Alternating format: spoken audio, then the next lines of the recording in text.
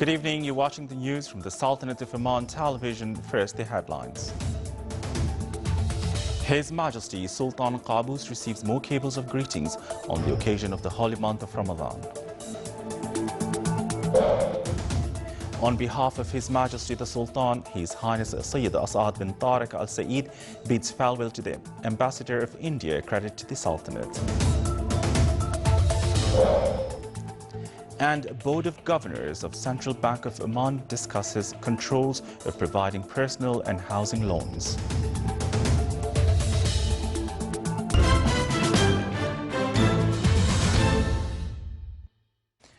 Those were the headlines, and now the news in detail.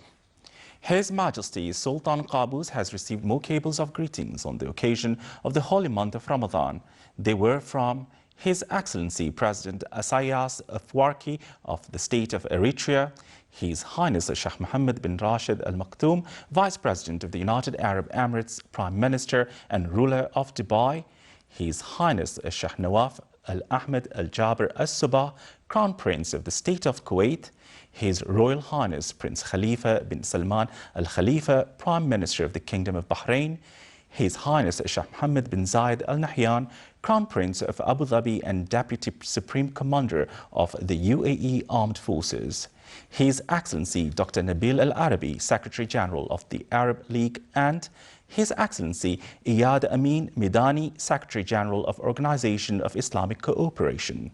His Majesty the Sultan has also received cables of greetings on the blessed occasion from their Highnesses and Excellencies, the Ministers, Advisors, Honourable Members of the State Council, their Excellencies, Members of the Shura Council, Under-Secretaries, Omani ambassadors abroad, ambassadors of the Arab, Islamic and friendly countries accredited to the Sultanate, senior officials in the Arab and Islamic world, sheikhs, dignitaries and citizens.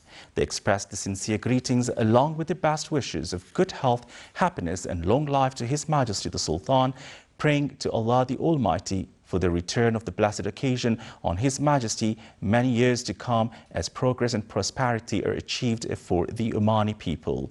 His Majesty the Sultan replied to the well-wishers thanking their sincere greetings and best wishes. He wished them good health, happiness and long life, praying to Allah the Almighty for the return of this blessed occasion with good Oman and blessings, and on the Arab and Islamic nations with pride and solidarity.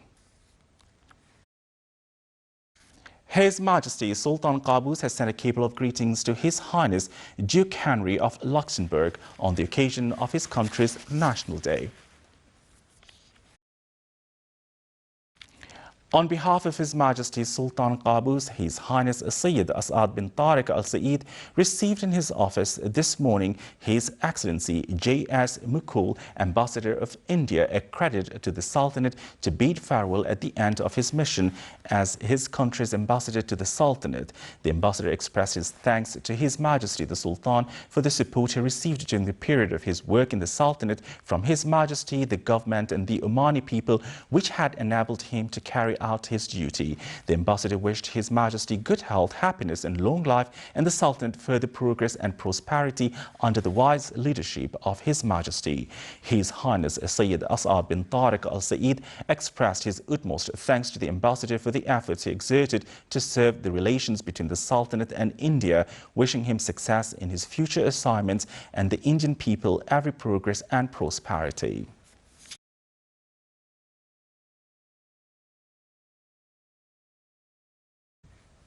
Controls of providing personal and housing loans, besides challenges faced by finance and leasing companies, top topics of the second meeting of the Board of Governors of Central Bank of Oman.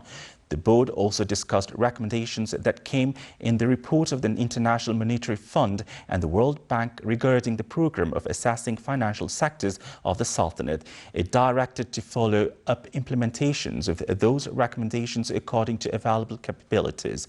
It also acquainted with procedures and support taken by the central bank and the licensed banks to finance small and medium-sized enterprises. The meeting was presided over by His Excellency Dr. Ali bin Mohammed bin Musa, Deputy Chairman of the Board of Governors of Central Bank of Oman.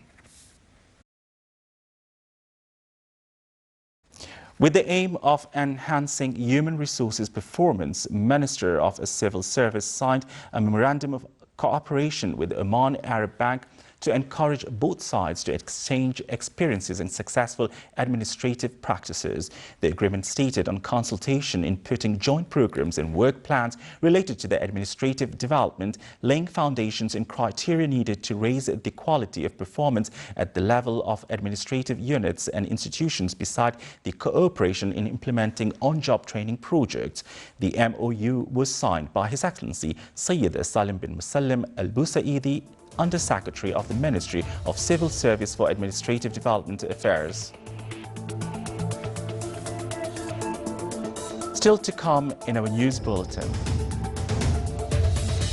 Governorate of Dhofar receives visitors of Kharif season with a number of touristic and entertainment projects such as Athene Oasis.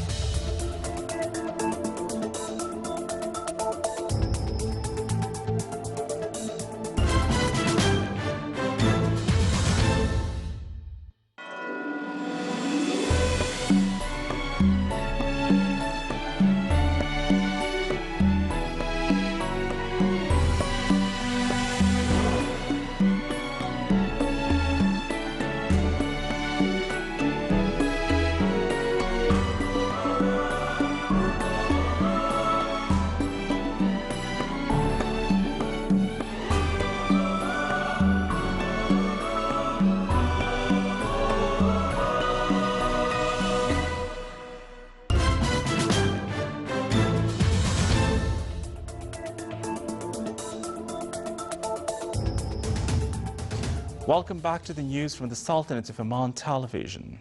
Nizwa Souk in the Wilaya of Nizwa witnessed an active commercial movement during the holy month of Ramadan, especially the time before the Maghrib prayers. Residents of Dakhliya Governorate head to this traditional souk at this time for shopping and purchasing foodstuff for Ramadan meals.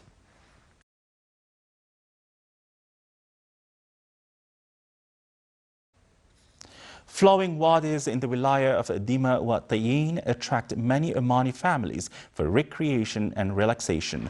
Families and youth enjoy the Ramadan meals while sitting beside the natural pools and wadis out in the nature, where they can swim and enjoy the beautiful sceneries.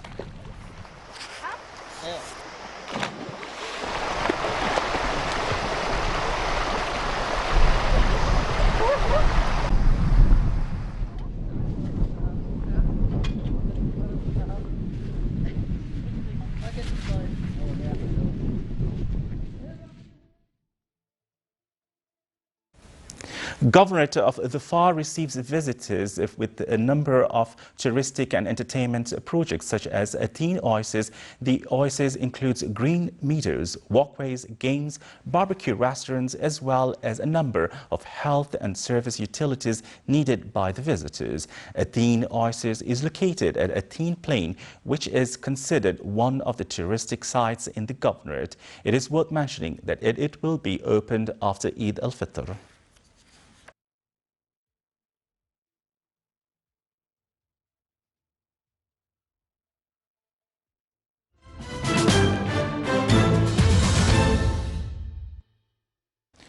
Power cuts in Nigeria remain a challenge, with over half of the population lacking access to electricity. The newly appointed president is trying to find a solution.